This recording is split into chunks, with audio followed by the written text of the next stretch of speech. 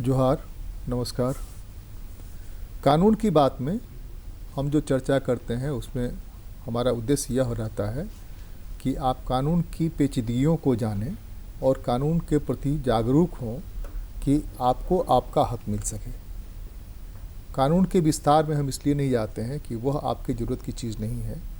हम सिर्फ यह बताते हैं कि जहां आपको लगता है कि आपका हक है और वह हक इस कारण से नहीं मिल रहा है कि आप असमर्थ हैं, आर्थिक रूप से, शारीरिक रूप से या पैरवी के रूप से, उन तीनों में भी आपको मदद मिल सकती है। इसी के लिए विधिक सेवा प्राधिकार बनाए गए हैं। ये विधिक सेवा प्राधिकार से आपको मदद मिलेगी। दूसरे की बहुत सारे कानून ऐसे हैं जिसके बारे में आप जानते ही नहीं कि आपको यह भी अधिकार है, इस अधिकार के तहत आपको ये मिल सकता है।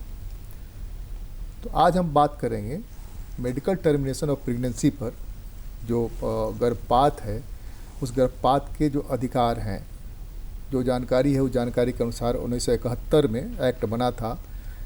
इस साल 2021 में उसमें संशोधन भी आया। तो क्या गड़बड़ियाँ थी, क्या है, नहीं है। दूसरे बात करेंगे विभिन्न अपराधों के चलते जो लोग पीड़ित होते हैं, परिवार पीड़ित होता है, उनको कैसे राहत मिलेगा, कैसे मुआवजा मिलेगा, इस तरह कोई कानून है क्या।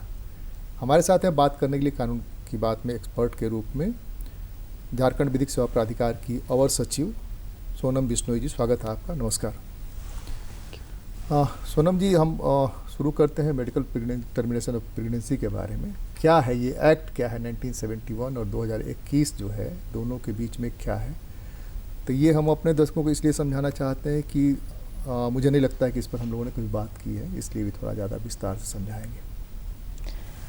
सर, ये medical termination of pregnancy act 1971, जिसको गर्भ का चिकित्सीय समापन एक्ट के नाम से जाना जाता है, और इस एक्ट को लाया गया था 1971 में महिलाओं की गरिमा की रक्षा और उनके अधिकारों की रक्षा के लिए।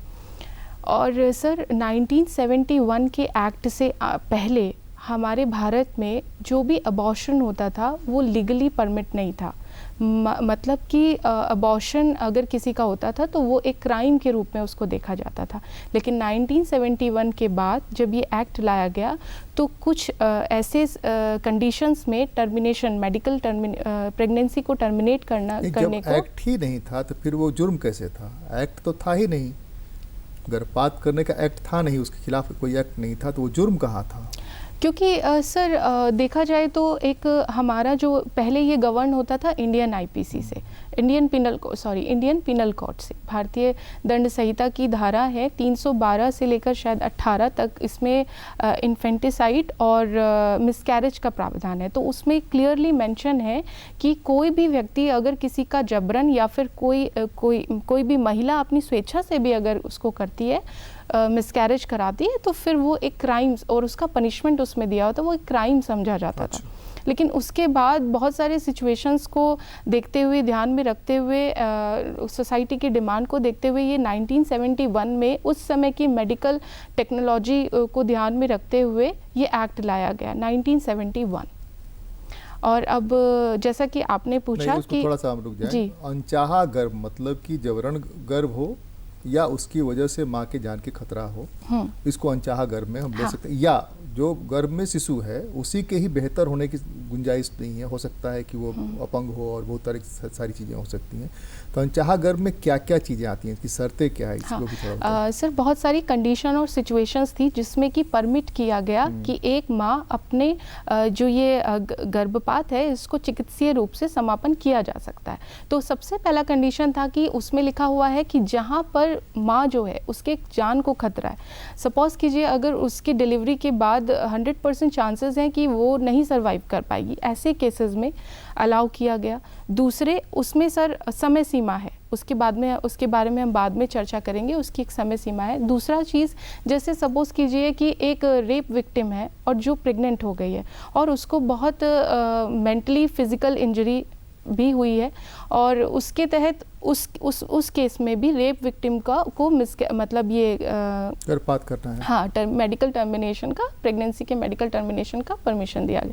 तीसरा ऐसा कि सर जैसे एबनॉर्मलिटीज़ हैं फीटस में कुछ, जो कि मेडिकली अब अगर डिटेक्ट हो जाता है कि अगर ये या तो ये सर्वाइव ही नहीं कर पाएगा, और सर्वाइव भी किया तो मे बी सर्वाइव कुछ दिनों के लिए करे और इसकी डेथ हो जाए, ऐसे केसेस में।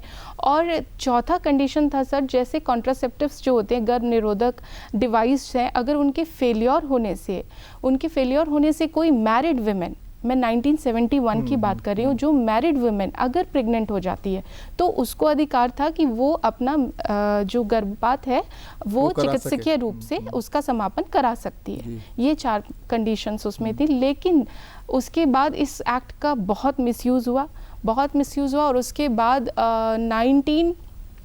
2020-21 में एक नया एक्ट लाया गया, मेडिकल टर्मिनेशन, ये अमेंडमेंट एक्ट है सर। इसमें इसके कुछ सेक्शंस में अमेंडमेंट किया गया और समय सीमा को भी बढ़ाया गया।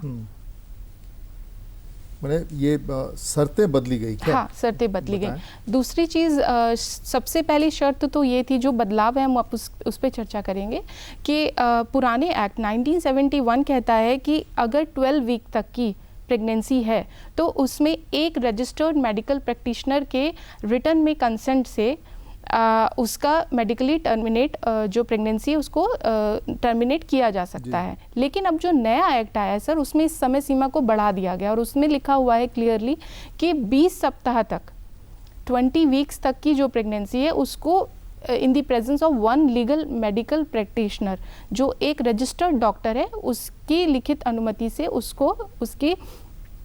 उसको समापन किया जा सकता है। दूसरा चेंज था सर, पहले जो समय सीमा थी वो थी, अगर मान लीजिए थोड़ा सा ये क्लियर कर लें। एक था लगभग 3 महीने पहला, 12 वीक, हाँ, अब लगभग 20 वीक, हाँ, 4 से 5, 4.5 से 5 महीने जी। उससे पहले अगर मतलब उससे अभी आप ये समय सीमा पार नहीं हुई है, अभी आपकी प्रेगनेंसी अभी केवल जस्ट 20 वीक्स की है, तब आप इसको, अगर उन कंडीशंस और वो क्राइटेरिया में आप फॉल करते हैं, तब आप एक रजिस्टर्ड मेडिकल प्रैक्टिशनर के लिखित के अनुमति से आप उसको टर्मिनेट करा सकते हैं। दूसरा चेंज आया सर, क्वेश्चन उठता है कि पुराने एक्ट में 1971 में जो 12 वीक से ऊपर है तब, तो 12 से 24 वीक्स के स्लॉट में ये कहा गया कि उसको आप 2 मेडिकल प्रैक्टिशनर, जो 2 रजिस्टर्ड मेडिकल प्रैक्टिशनर है, उनकी सहमति बहुत ज़रूरी है, आप तभी उसको टर्मिनेट करा सकते हैं। उसके पीछे कारण ये था कि जो गर्भवती है उसकी जान बचेगी, उसकी जान कितना, हाँ सर, वो कंडीशंस तो रहेंगी, वो कंडीशन हर चीज़ में। ये हम सिर्फ और सिर्फ समय सीमा की बात करें, और ये समय सीमा सिर्फ उन्हीं कंडीशन में लागू होती है। 2 डॉक्टर के बढ़ाने का मतलब क्या था? 1 से 2 डॉक्टर करने का मतलब सर, क्योंकि फीटस जो 12 to 15, हाँ, उसका प्रोग्रेस हो चुका है और वहाँ फैटल हो सकता है फीटस के, उसका भी आपको ध्यान रखना है। और लेकिन जो सबसे इम्पॉर्टेंट है, 2021 अमेंडमेंट से अब जो समय सीमा है वो 24 वीक्स तक की जो प्रेगनेंसी है उसको आप 2 रजिस्टर्ड मेडिकल प्रैक्टिशनर की प्रेजेंस में आप उसको उनकी अनुमति से, रिटर्न की अनुमति से आप उसको टर्मिनेट करा सकते हैं। 12 से 24 हो गया, पहले 12 से 24 था सर, लेकिन अब 12 वाला स्लॉट हट गया, अब 20 तक तो एक का प्रेजेंस का जरूरत है, हाँ, और अब 20 से 24 में 2 का। और सबसे इम्पॉर्टेंट जो चेंज है, जो अट्रैक्टिव फीचर जिसको बोलेंगे 2021 का, वो था सर कि इसमें अब 24 से ऊपर, यानी कि अगर आपका जो एक तरह से जो गर्भ है वो 24 वीक्स पार कर चुका है, तो ऐसे केसेस में भी एक स्पेशल सर्कमस्टांसेस सेक्शन 2 में, 1971 के सेक्शन 2 के सब क्लॉज ए और बी में कुछ एक्सप्लेनेशंस जोड़ी गई, और वो 2 एक्सप्लेनेशन की हम चर्चा करेंगे। नंबर 1 एक्सप्लेनेशन था कि इस एक्ट में क्लियरली लिखा गया कि जो मैंने अभी आपको एक कंडीशन में बताया था कि अगर कॉन्ट्रासेप्टिव्स फेलियर हो जाती है, डिवाइस फेलियर हो जाता है उनका, और उसकी वजह से कोई लेडी प्रेग्नेंट हो जाती है, तो उसमें क्लियरली लिखा था कि मैरिड वुमेन, ये जो डिस्क्रिमिनेशन ऑफ मैरिड और अनमैरिड था, इसको अबॉलिश किया गया। अब ये जो राइट है ये अनमैरिड वुमेन को भी है। ये सबसे पहली एक्सप्लेनेशन जोड़ी गई। दूसरी एक्सप्लेनेशन है सर जो कि अलाउ करती है 24 वीक से ऊपर भी abolition, termination of pregnancy 24 week से ऊपर केवल और केवल स्पेसिफिक सर्कमस्टांसेस में, और वो स्पेसिफिक सर्कमस्टांसेस हैं जहाँ पे फीटल एबनॉर्मलिटीज़ को देखा गया हो। जैसे सर 1971 का जो एक्ट बनाया गया था वो उस समय के मेडिकल साइंस की डेवलपमेंट के अकॉर्डिंग था, लेकिन आज हमारा मेडिकल साइंस बहुत डेवलप कर गया, हमारे पास बहुत टेक्नोलॉजीज़ हैं। अब कुछ टेस्ट आ गए हैं, जैसे 2D एक इको टेस्ट होता है जिससे बच्चे के भ्रूण के उसके फीटल के जो हार्ट बीट्स हैं उसको आप डिटेक्ट करके उससे आप ये पता लगाया जा सकता है कि इसका जो हृदय गति है वो सही है। और इस केसेस में ये भी रिवील हो जाता है कि बहुत से केसेस ऐसे होते हैं जिसमें ये क्लियर हो जाता है कि अगर बच्चा जन्म ले लिया तो जन्म के 1 से 2 साल के भीतर या मे बी कुछ महीने में ही इसकी डेथ हो जाएगी, या मे बी 2 दिन में ये डेथ हो जाएगी, ये सर्वाइव नहीं कर पाएगा। तो ऐसे केवल इन्हीं केसेस में 24 वीक से ऊपर एक मेडिकल बोर्ड का गठन किया गया है। इसी 2021 एक्ट के तहत एक नया स्पेशल ये प्रावधान जोड़ा गया कि मेडिकल बोर्ड की अनुमति से आप उस तरह की प्रेगनेंसी को टर्मिनेट करा सकते हैं। अब क्वेश्चन आता है कि मेडिकल बोर्ड में कौन कौन आते हैं। मेडिकल बोर्ड में सर आपका गायनोलॉजिस्ट होगा, एक आपका सोनोलॉजिस्ट भी होगा, और एक पेडिट्रियन, और एक आपका रजिस्टर्ड जो नोटिफाइड है, जो गवर्नमेंट ने वो किया है, कोई भी member nominated by the government, तो उनकी अनुमति से, रिटर्न अनुमति से आप उसको टर्मिनेट करा सकते हैं। और इवन इफ आपका 24 वीक से ऊपर की प्रेगनेंसी है।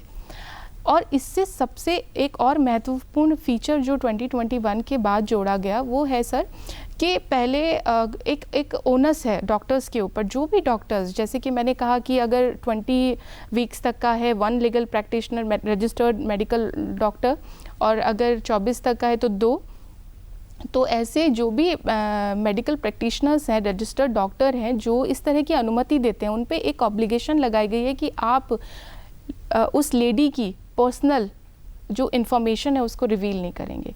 और इसमें सर एक 5th A क्लॉज जोड़ा गया कि अगर आप रिवील करते हैं तो आपको उसमें एक पनिशमेंट का प्रावधान दिया गया है कि 1 साल तक की सज़ा या फाइन का प्रावधान है, और या फिर दोनों।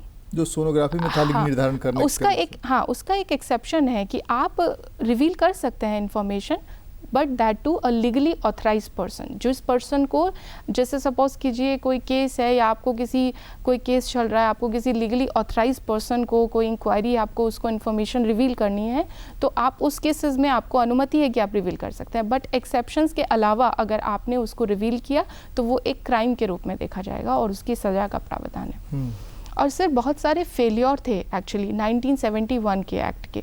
इस एक्ट का मिसयूज़ भी बहुत हुआ। सबसे पहला फेलियर तो इसमें यह आया कि जो 12 वीक्स की हम प्रेगनेंसी की बात करते हैं कि जब 12 वीक्स का आपका टाइम हुआ है और एक मेडिकल प्रैक्टिशनर है, या फिर जो 12 से 24 वाला स्लॉट था उसमें 2 मेडिकल प्रैक्टिशनर जो रजिस्टर्ड डॉक्टर्स थे उनकी सहमति की ज़रूरत थी। तो ऐसे केसेस में जो रूरल एरिया थे वहाँ पर कहीं कहीं आप देखिए सरकारी अस्पताल में एक गायनो होती है और होते या फिर नहीं अवेलेबल होते हैं। दूसरी चीज़ हमारा, जैसे मैंने बताया कि 1971 का जो एक्ट था वो पुरानी मेडिकल टेक्नोलॉजी और मेडिकल साइंस के अकॉर्डिंग बना था। आज हमारा साइंस बहुत डेवलप हो गया। आज 24 के ऊपर भी अगर आप मेडिकली टर्मिनेट कराते हैं, गर्भ का समापन कराते हैं, तो बहुत सेफ तरीके से विदाउट एनी डेंजर माँ की लाइफ को उसको किया जा सकता है। तीसरा एक रुकावट था सर इसमें जो मैंने डिस्कस किया, मैरिड और अनमैरिड का जो ये डिस्क्रिमिनेशन था, क्योंकि जब हम अधिकारों की बात करते हैं तो विमेन में ये मैरिड और अनमैरिड का डिस्क्रिमिनेशन था। तो ये मांग आई कि भाई अधिकार तो सबके समान है, तो ये अधिकार केवल अनमैरिड को क्यों है कि कॉन्ट्रासेप्टिव जो डिवाइस का फेलियर है तो वो अब उसको एक्सटेंड किया गया और this right is now available to the unmarried women also. Process क्या है इसके? वो अगर कोई टर्मिनेट कराना चाहता है, मेडिकली टर्मिनेट करना चाहता है, प्रोसेस क्या है? हाँ, और सर प्रोसेस एक चीज़ तो हम ये जानना चाहेंगे, जो डॉक्टर्स हैं, गायनिकोलॉजिस्ट हैं, हाँ, उनको ये सारी चीज़ों की जानकारी है कि नहीं? पहले तो ये उनको जानना पड़ेगा, तब वो मानेंगे कि हमको ये करना है या मानेंगे करना है। गायनिकोलॉजिस्ट तो पुरुष भी होते हैं, महिला भी होती है। तब उसके बाद बात बनती है कि उनके यहाँ कोई अगर इस तरह का पेशेंट आया तो उस पेशेंट को बताएंगे क्या करना है, नहीं करना है, कैसे करना है, तो ये उनको जानकारी सर एक तो अभी आपने बताया कि तुरंत बना ही है 21 वाला जो अमेंडमेंट है वो तुरंत सर बना। इसमें गवर्नमेंट को, स्टेट गवर्नमेंट को, सेंट्रल को पावर्स हैं रूल बनाने की। और जैसे कि झारखंड गवर्नमेंट ने तो उसके इसके एक्ट के तहत आपको रूल की पावर है। और जब भी कोई एक महिला किसी अस्पताल में जाती है तो एक फॉर्मेट है, उसको एक फॉर्म भरना होता है और वो फॉर्म में एक स्पेशल क्लॉज है कंसेंट का कि मैं अपनी स्वेच्छा से ये इसमें सबसे इम्पॉर्टेंट चीज़ था जिसकी चर्चा हम छूट गई, वो है कि विमेन का जिसका मिसकैरेज होना है, जिसका गर्भपात किया जाना है चिकित्सकीय रूप से, उसको कंसेंट बहुत ज़रूरी है। और मान लीजिए ऐसा भी केस हो सकता है, मेल का कांसेप्ट चाहिए, उन्हें उसका हस्बैंड जो है या घर में जो भी उसका गार्जियन नहीं इसमें नहीं सर, पहले में भी ये क्लियरली मेंशन है कि विमेन की कंसेंट ज़रूरी है। अब मान लीजिए ऐसा केसेस है, मान लीजिए कोई रेप सर्वाइवर है और वो इंसेन है, या फिर कोई ऐसी बच्ची है जो कि माइनर है बट वो कंसीव कर गई है, तो ऐसे केसेस में उनके गार्जियन की रिटन कंसेंट चाहिए। और इसमें 2021 में क्या बदलाव आया? 2021 में सर एक तो समय सीमा का बदलाव आया, जैसे मैंने आपको बताया सबसे इम्पॉर्टेंट बदलाव यही था, एक अनमैरिड वुमेन को राइट मिला इसमें। और तीसरा बदलाव पनिशमेंट का आया, जैसे कि हमने बात की कि आप रिवील नहीं कर सकते हैं किसी भी उसकी व्यक्तिगत जानकारी को, जिस महिला का जो है टर्मिनेट हुई है प्रेगनेंसी। चौथा बदलाव आया आपका कि 24 वीक के ऊपर अब मेडिकल बोर्ड के गठन से, उसकी कंसेंट से आप उसको टर्मिनेट करा सकते हैं पहले, और ये सब बदलाव आए। मैंने ये सारा कुछ लिख करके देना पड़ेगा कि हम इन कारणों से, डॉक्टर को बताना पड़ेगा कि हम इन कारणों से, या रिटेन में डॉक्टर लेंगे कि हम इन कारणों से टर्मिनेट कराना चाहते हैं। हाँ सर, वो इसीलिए ये प्रावधान में स्पेशली दिया गया है कि रजिस्टर्ड मेडिकल प्रैक्टिशनर, अब ये प्रैक्टिशनर के ऊपर है कि वो अश्योर करे कि आपकी जो प्रेगनेंसी है, पहली बात वो उस स्लॉट में फॉल कर रही है नहीं कर रही है। अगर मान लीजिए 20 वीक से आपका ऊपर हो गया तो फिर वो 1 नहीं 2 की प्रेजेंस में होगा। और ये भी ध्यान रखना है कि वो जो सिचुएशंस हैं, जो 5 कंडीशंस के बारे में हमने चर्चा करी, वो केस उस पर्टिकुलर कंडीशंस में फॉल करना चाहिए। मान लीजिए कि लेडी की लाइफ को कोई डेंजर ही नहीं है तो नहीं मिलेगा अनुमति, उसमें आपको अपना रीज़न देना होगा। तो आप अगर अनुमति दे रहे हैं तो that has to be a speaking order, आपको उसमें अपना रीज़न लिखना है और सारा चीज़ की भाई ये जो लेडी है या जो इसकी डिमांड है वो इस प्रावधान के तहत पूरी इसके जो भी इसकी कंडीशंस हैं वो फुलफिल हो रही हैं और उसके बाद इसको परमिशन दी जा रही है। इसकी जानकारी जो आपके लीगल क्लिनिक हैं पंचायत लेवल पर या मेडिकल कॉलेजेस में, वहाँ पर उन लोगों को जानकारी है आपके जो लीगल क्लिनिक्स हैं? हाँ सर, अभी इसमें चूंकि ये 2021 का जो एक्ट है, लोग मदद लेना चाहें तो हाँ, हमने इसमें अपने PLVs को ट्रेनिंग का अभी हम लोग एक मतलब जो फ्यूचर में इसका प्रपोज किए हैं कि इस पर्टिकुलर पे जो नया एक्ट आया है इस पे ट्रेनिंग देंगे। और प्लस वहाँ पर हमने कुछ हमारी जो पैम्पलेट्स हैं for the purpose of legal awareness, वो हम लोग वहाँ पर दिए हैं फॉर प्रचार प्रसार के लिए। और अब थोड़ा विक्टिम कंपल्सन के बारे में हम जानना चाहते हैं कि विक्टिम कंपल्सन, विक्टिम कौन है, कंपल्सन क्या है, तो ये थोड़ा सा कानूनी उसका स्वरूप क्या है, कानूनी स्वरूप बताइए। अच्छा ठीक। जैसे झारखंड में बहुत सारी घटनाएं घटती हैं जिन घटनाओं में उग्रवादियों द्वारा लोग मारे जाते हैं, जो संपत्ति का विवाद होता है उसमें मारे जाते हैं, चोरी डकैती, बहुत सारे इस तरह के। तो विक्टिम्स कौन है जी, पहले तो ये हम जानना चाहते हैं कि विक्टिम कौन है, लोग जाने तब उसके हिसाब से वो कर सकते हैं। तो क्या कंपल्सन मिलेगा, कहाँ जाना पड़ेगा, क्या उसका प्रोसेस है? ठीक है सर, जब भी हम विक्टिम कंपनसेशन की बात करते हैं तो सबसे इम्पॉर्टेंट जो प्रोविज़न है हमारे क्रिमिनल प्रोसीजर कोड में वो है 357। हम अमेंडमेंट की बात नहीं कर रहे, 357A नहीं, अभी 357 जो पहले प्रोविज़न था। किसी के साथ अपराध हुआ, हाँ, अगर किसी के साथ कोई अपराध होता है, मान लीजिए फॉर एग्जांपल कोई महिला है, उसके साथ एसिड अटैक का क्राइम हुआ है और वो न्यायालय के समक्ष आती है, तो ये जो 357 है सर, इसमें कोर्ट के ऊपर एक ओनस था। कोर्ट को पहले तो ये देखना था कि जो विक्टिम है उसको अगर कंपनसेशन का ज़रूरत है तो उसको कंपनसेशन इंश्योर किया जाए, और प्लस कोर्ट रिकमेंडेशन दे सकता था DLSA को, concern district legal services authority, जिला विधिक सेवा प्राधिकार को, कि भाई ये केस है जो कि पेंडिंग है और इसमें इंटरिम रिलीफ के लिए वो इसमें मतलब कंपनसेशन दिया जाए। सर 357 की अगर हम बात करें तो 357 में कुछ एक तरह से कुछ कमियां रहीं, जिसके बाद ये 357A को लाया गया। 357 का जो हम पहले इम्पॉर्टेंट फीचर्स के बारे में बात करते हैं कि 357 में at the end of the trial जो जज है कंसर्न, उसको पावर था कि वो इसमें कंपनसेशन ग्रांट करे, और जैसे कि उन अपराधों में जिसमें या तो खाली सज़ा का इसका मुआवजे की सज़ा का प्रावधान है, या फिर सज़ा के साथ मुआवजे का प्रावधान है, या फिर कुछ प्रॉपर्टी रिलेटेड केसेस जैसे कि बोनाफाइड परचेज़र से मान लीजिए प्रॉपर्टी ले करके उसको एक्चुअल ओनर जो कि विक्टिम है उसको दिया गया। लेकिन यहाँ पर बोनाफाइड परचेज़र जो है वो भी विक्टिम है।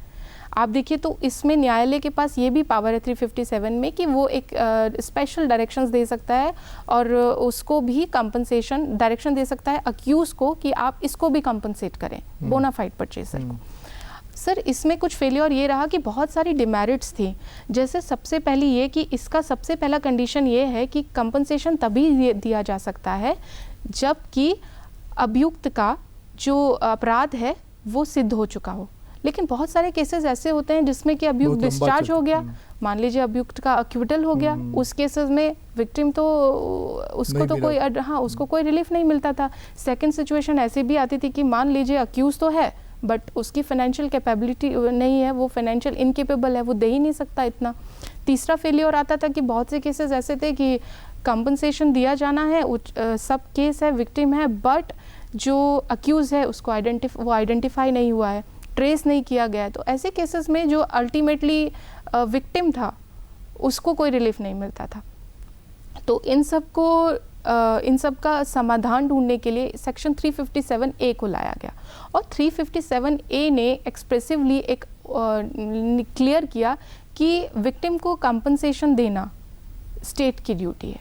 उसमें इसके तहत, इसी 357A के तहत ही सारी स्टेट गवर्नमेंट ने को गाइडलाइन दी गई कि वो in coordination with the central government अपनी एक विक्टिम कंपनसेशन स्कीम फंड को ध्यान में रखते हुए तैयार करेंगे। हुआ ये कि 357A में जब सब स्टेट्स ने अपनी स्कीम्स तैयार की तो उसमें बहुत विसंगतियां आई। बहुत से स्टेट ने बहुत नॉमिनल अमाउंट रखा, किसी ने तो उसमें जब डिफरेंसेस आए तो माननीय उच्च न्यायालय ने Lakshmi versus union of India case में अपनी मतलब इस चीज़ को लेकर के काफ़ी उनको मतलब अपना ऑब्जेक्शन दिखाया कि ये इतनी विसंगतियां कैसे हैं। उसके बाद 2014 में सेंट्रल गवर्नमेंट ने एक कॉमन स्कीम तैयार की जिसमें क्लियरली इंजरीज टर्म और उसका जो अमाउंट दिया जाना है, विक्टिम को जो अमाउंट दिया जाना है उसको स्पेसिफाई करके एक टेबल तैयार की गई। लेकिन उसके बाद भी सर 2015 में एक निपुण करके एक PIL निपुण वर्सेस निपुण सक्सेना के केस में, if I am not wrong, में एक ये PIL दर्ज हुआ था माननीय सर्वोच्च न्यायालय के समक्ष, और इसमें माननीय सर्वोच्च न्यायालय ने देखा कि अभी भी बहुत कोताही बरती जा रही है।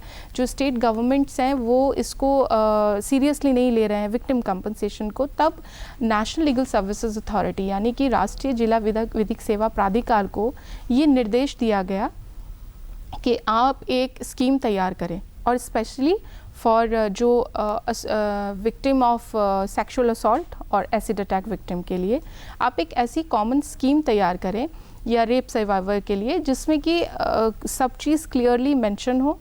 और अगर हम इस स्कीम का नाम है कि national legal services authority act, this scheme is carved out for the victim of sexual assault, rape survivor और एसिड अटैक। सबसे इम्पॉर्टेंट फीचर इस स्कीम का है, पहला फीचर है कि mandatory reporting of FIR।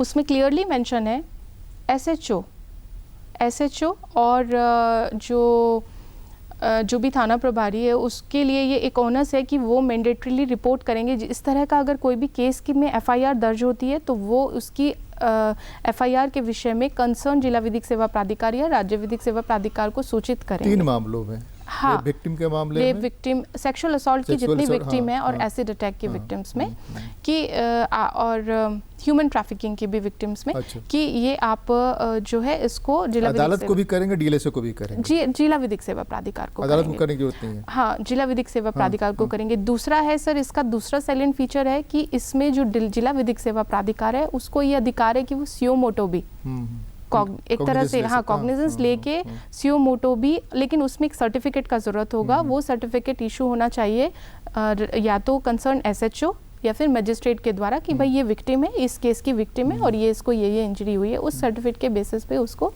Interim compensation दिया जा सकता है।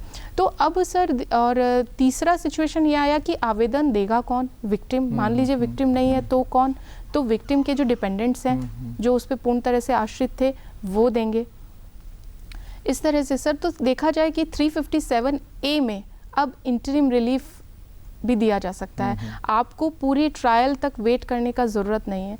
कोर्ट के पास भी पावर है कि DLSA के पास भी पावर है कि वो खुद भी सियो मोटो कॉग्निजेंस लेकर के कंपनसेशन के मैटर में उसको कंपनसेशन दे सकता है सर्टिफिकेट लेकर। और मैजिस्ट्रेट जो जहाँ पर जिस न्यायालय में ये मामला पेंडिंग है किसी भी न्यायालय में, तो वहाँ के जो कंसर्न जज हैं वो भी अपनी रिकमेंडेशन भेज सकते हैं DLSA को। तो और तीसरा चीज़ सर एक इंटरिम रिलीफ का प्रावधान है कि एक होता है इंस्टेंट रिलीफ अभी हम नहीं दे पाएंगे इसलिए कि हमारा समय खत्म हो रहा है। कुछ चीज़ें बताई गई, कुछ चीज़ें रह गई जो अगली बार हम कोशिश करेंगे कि आपको फिर से बता दें, इसलिए कि समय की अपनी सीमा है। हम इसको समेट भी नहीं सकते हैं। आपका बहुत बहुत धन्यवाद। हमारे दर्शकों ने जितना समझा उसका इस्तेमाल करें, यही बहुत है। नमस्कार, जोहार, बहुत बहुत धन्यवाद। Thank you.